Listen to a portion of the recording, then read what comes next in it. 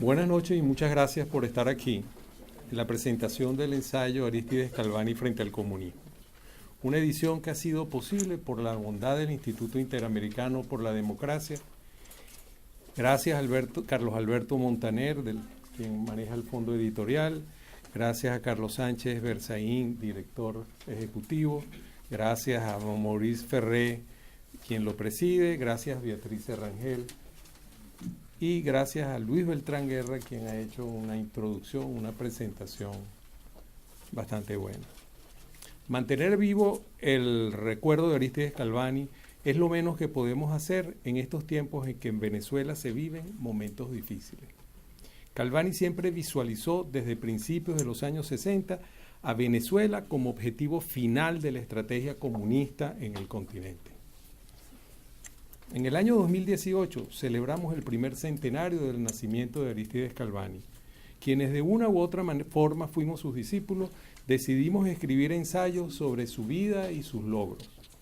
Habíamos sido testigos de parte de su vida. En mi caso personal, estuve en contacto con él desde finales de la década del 60, antes de que asumiera el cargo de canciller de la República en 1969. Hay dos aspectos que signan la vida de este venezolano: la familia y su posición frente al comunismo. Para conocer a Calvani hay que tener presente estos dos aspectos. Venezuela, a principios de los años 40, cuando él termina la universidad, tenía un 69.4% de analfabetismo y una tasa de natalidad del 27%. Ante estas estadísticas, Calvani comprendió que los venezolanos debían tener una familia como él tenía. Eso era fundamental en su vida. Y que además había que sacar a los venezolanos de la ignorancia. Con el desarrollo de los acontecimientos en Europa, él percibió desde un principio la amenaza que se cernía en el mundo con el comunismo y el fascismo, lo que le llevó a prestar atención sobre estos dos modelos de corte totalitario. En efecto, en el año 39, su padre destacado en Bruselas decide regresarse a Venezuela y lo trae de vuelta.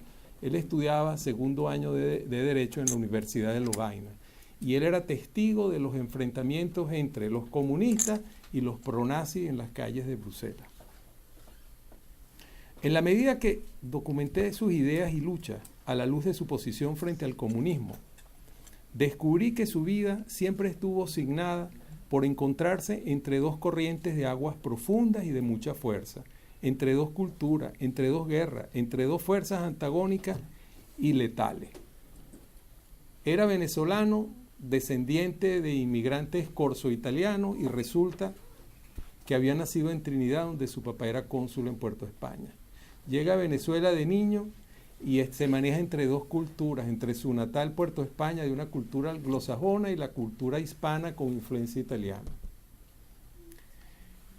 Regresa a Europa y presencia el choque entre el comunismo, el nazismo y o fascismo. Además, profundamente católico, de una fe católica, y es un representante, una persona que se cría en ese mundo entre las dos guerras, entre la Primera Guerra Mundial, que termina en el 18 cuando él nace, y la Segunda Guerra Mundial. Y él era un individuo que siempre estaba en la mitad de dos grandes fuerzas enfrentadas. Y él tenía un pensamiento distinto. No era fácil para él moverse en ese mundo y en esa Venezuela. Nada de esos choques le hicieron cambiar aquello en lo que creía. Más bien, al examinar su vida, encontramos que estos choques fortalecieron sus convicciones e impulsaron sus luchas.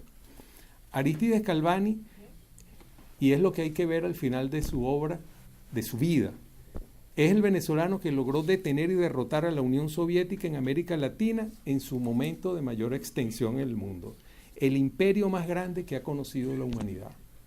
Y él irrumpe con sus ideas, con su pensamiento, con su fe, con su fortaleza, con su gran espíritu de trabajo, sin dinero, sin armas, a oponerse y hacer fracasar en América Latina a la Unión Soviética.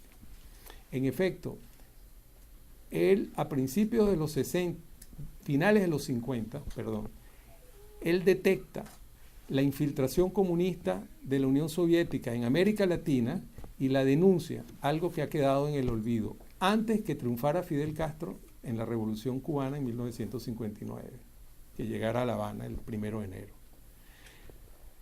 Y una cosa que él hablaba es que los soviéticos financiaban, dieron unos pasos atrás y le dieron el rol protagónico a Fidel Castro, pero eso empezó unos 2, 3 años después. En las décadas del 60, 70 y 80, en todos los países de América Latina habían grupos grandes, medianos y pequeños que irrumpían con la lucha de guerrilla. Eran años en los cuales no se aplicaba en toda su dimensión todavía el término de terrorismo. Eran simplemente revolucionarios. El factor común de todas estas irrupciones era el soporte ideológico del comunismo y el apoyo de la Unión Soviética en términos de estrategias, dinero y armamento. Desde Cuba, el gobierno de Fidel Castro aportaba la cercanía al convertirse en el instrumento, el canal para que la subversión obtuviera ese oxígeno made in the Soviet Union, en toda la región y luego en África. En esos primeros años de la década de los 60, Galvani era un diputado, no tenía dinero, no comandaba ejércitos, no tenía armas. Se apoyó en su profunda fe cristiana, tenía ideas democráticas, tenía un inquebrantable espíritu de lucha y contaba con una fuerza impresionante, su dedicación al trabajo. Galvani desarrolló a plenitud sus convicciones en cada etapa de su vida. En los 60 su vida fue de magisterio democrático, enseñaba en la universidad a la par de ser diputado, daba cursos de formación política en el IFEDEC en Caracas que atendía a muchachos de toda América Latina y de América Central. En los 80 su vida terminaría, en los 70, se convirtió en un apóstol de la democracia. Recorría toda América Latina impulsando los valores democráticos. En los 80 su vida terminaría en el martirio. Cualquier cantidad de presidentes, jefes de gobierno y líderes políticos del continente fueron empoderados por la actividad desplegada por Galvani. Centroamérica y el Caribe sería la culminación de su obra.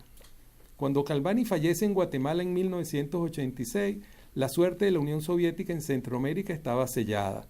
Solo le quedaría retirarse, quedando Nicaragua como una especie de cabeza de playa sin más futuro que defenderse a sí misma. Y Cuba como un aborto revolucionario, aislada por ser una isla y con el único inventario que le tocaría ser un fósil de laboratorio, con un arsenal para dañar y no dar mejor vida a nadie. Algo que hoy en día lamentablemente vemos en Venezuela. Así, Galvani cabalgó en el siglo XX por los caminos de América Latina. No insultó, confrontó a sus oponentes, ganó sus batallas sin disparar un tiro, las ganó con votos, impulsó gobiernos que mejoraron la vida de los ciudadanos sin quitarle nada a otros ciudadanos. Se estableció orden, sin paredones de fusilamiento ni gulags tropicales. Y todo esto ocurrió en medio de la Guerra Fría, que fue otro de los grandes enfrentamientos de Galvani.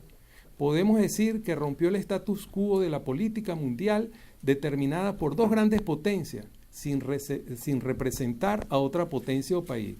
Galvani se representaba a sí mismo, con su fe, sus convicciones y dedicación al trabajo. No les voy a quitar el interés de la lectura de este ensayo que presentamos hoy. Sin embargo, me voy a permitir citar del libro una de las enseñanzas del Galvani sobre la estrategia del comunismo. Arístides Galvani daba inicio a su enseñanza de la filosofía marxista, advirtiendo en primer lugar que había que comprender que el marxismo es una táctica militar, un principio castrense, y que para combatirlo había que reconocer quién es, cómo piensa y cómo actúa el adversario.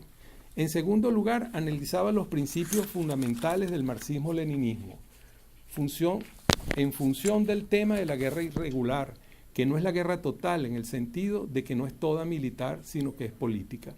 En tercer lugar, mostrando cómo el pensamiento comunista ha utilizado cosas viejas como la humanidad, pero que las ha utilizado en forma sistemática, y al sistematizarla se ha formado un hecho armado con un instrumento extraordinario, interesante y eficaz, no lo podemos negar.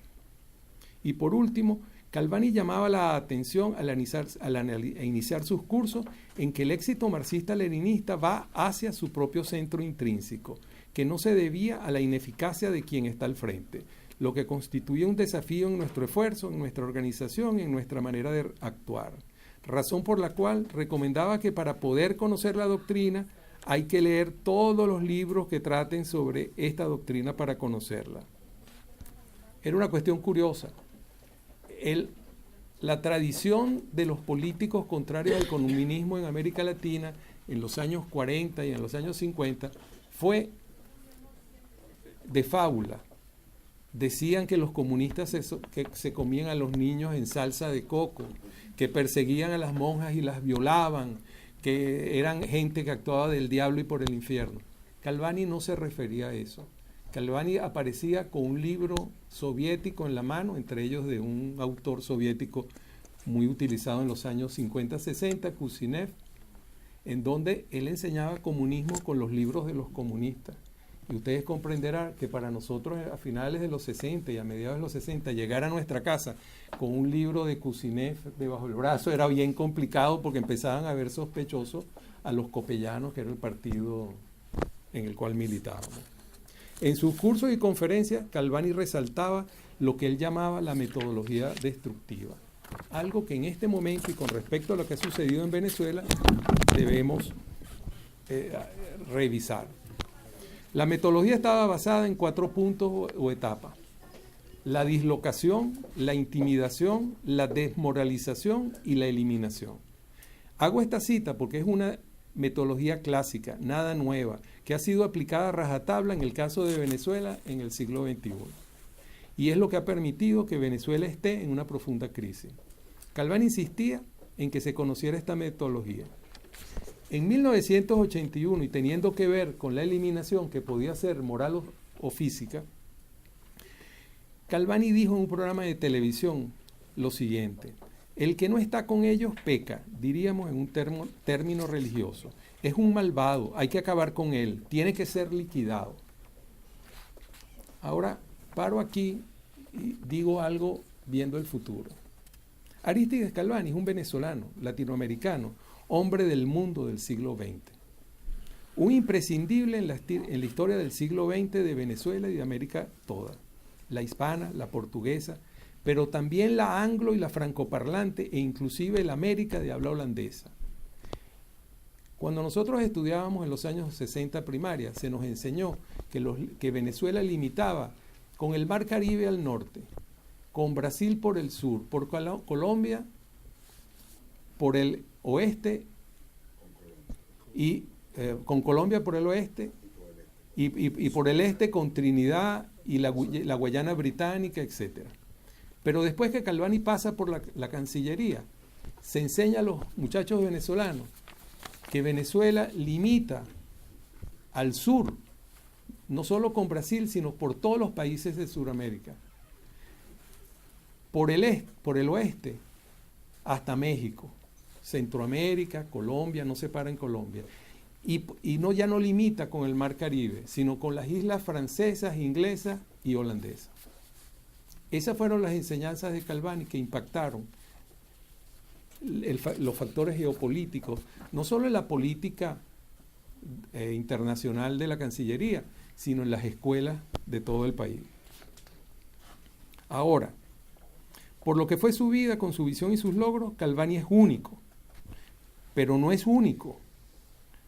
No es el único de los grandes en la América Latina del siglo XX. Decir que es único, pero no es el único, puede parecer una paradoja de palabras. Nosotros, que avanzamos en el siglo XXI, estamos en deuda con otros latinoamericanos, la mayor parte de ellos olvidados, que hicieron posible que el nuevo mundo en el siglo XX respirara libertad y democracia, moral y decencia, fe y esperanza, educación y progreso. Hermanos de la América Latina, los invito a destacar a estos héroes visionarios que no conocemos todavía. Busquemos dónde están sus vidas y logros. Es el punto de partida de una revisión de nuestra historia y una oportunidad para impulsar la democracia en nuestros países. Finalmente, me atrevo a señalar que la conclusión a la que me lleva la lectura de los logros de Arístides Galvani es esta: busquemos nuestros latinoamericanos únicos. Es este el punto de partida. Honremos a esos latinoamericanos ilustres del siglo XX que hoy no recordamos. Buenas noches y muchas gracias por estar aquí.